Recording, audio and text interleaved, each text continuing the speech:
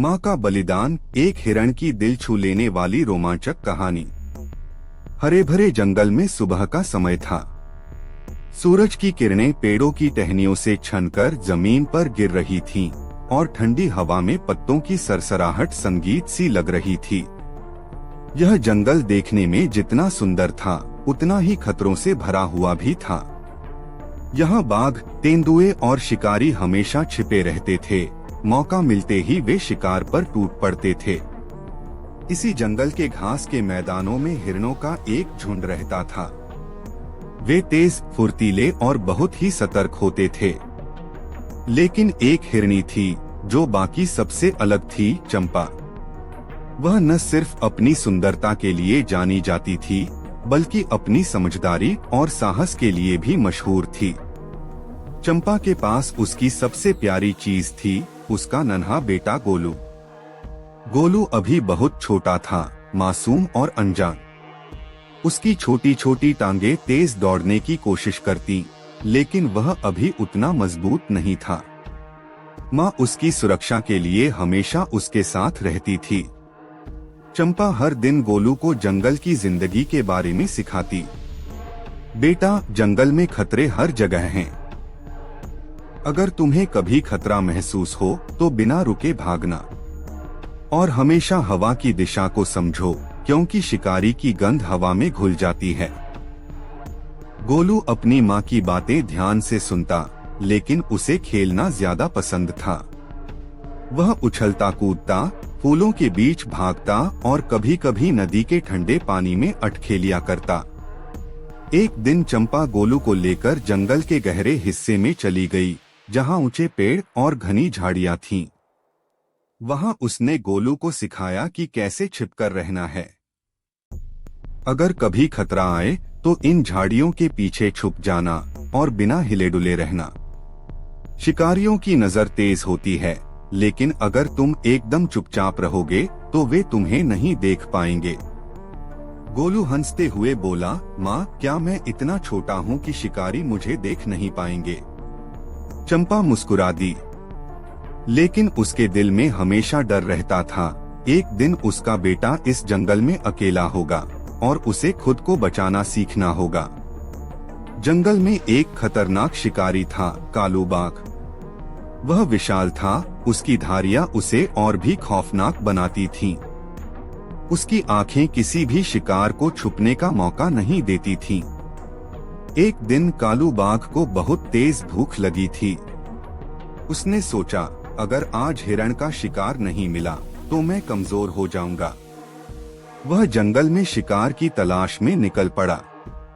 उसकी भारी कदमों की आवाज शायद ही कोई सुन पाता, क्योंकि वह बहुत चालाक था। उसी समय चंपा और गोलू नदी किनारे पानी पी रहे थे। चंपा को अचानक हवा में एक अजीब सी गंध महसूस हुई, खतरे की गंध। उसके कान खड़े हो गए और उसने चारों ओर देखा। गोलू, धीरे धीरे मेरे पीछे चलो, उसने हल्की आवाज में कहा। गोलू माँ की बात सुनकर सतर्क हो गया, लेकिन तभी झाड़ियों के पीछे से एक हल्की गुर्राहट सुनाई दी। चंपा के शरीर में एक झटका सा लगा। वह समझ गई कि कोई शिकारी पास में ही है। गोलू, जब मैं इशारा करूं तो दौड़ जाना, लेकिन तब तक चुपचाप रहो। गोलू की सांसें तेज हो गईं। उसने अपनी माँ की टांग के पास खुद को छुपा लिया। बाघ अब झाड़ियों से बाहर निकल आया था। उसकी चमकती आंखें सीधे चंपा और गोलू पर थीं। आज तो शानदार शिकार मिलेगा, उसने मन ही मन सोचा। चंपा जानती थी कि बाघ का सामना करना नामुमकिन था। उसे गोलू को बचाना था, किसी भी हाल में। गोलू, भागो, चंपा ने पूरी ताकत से चिल्लाया। गोलू ने एक पल भी देर नहीं की और पूरी ताकत से दौड़ पड़ा। बाघ ने झपटने की कोशिश की, लेकिन चंपा ने तुरंत उसकी राह रोक दी। उसने अपने पैरों से जमीन पर तेजी से उछाल मारी, जिससे बाघ का ध्यान उसकी ओर चला गया।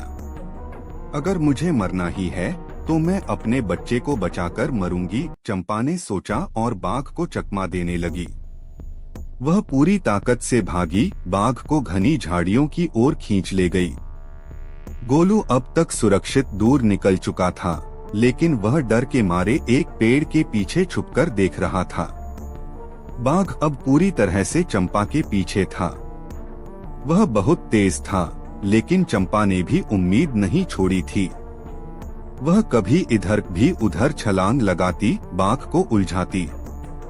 लेकिन आखिरकार बाघ ने एक लंबी छलांग लगाई और अपने मजबूत जबड़ों से चंपा को पकड़ लिया। अब तेरा खेल खत्म हिरनी।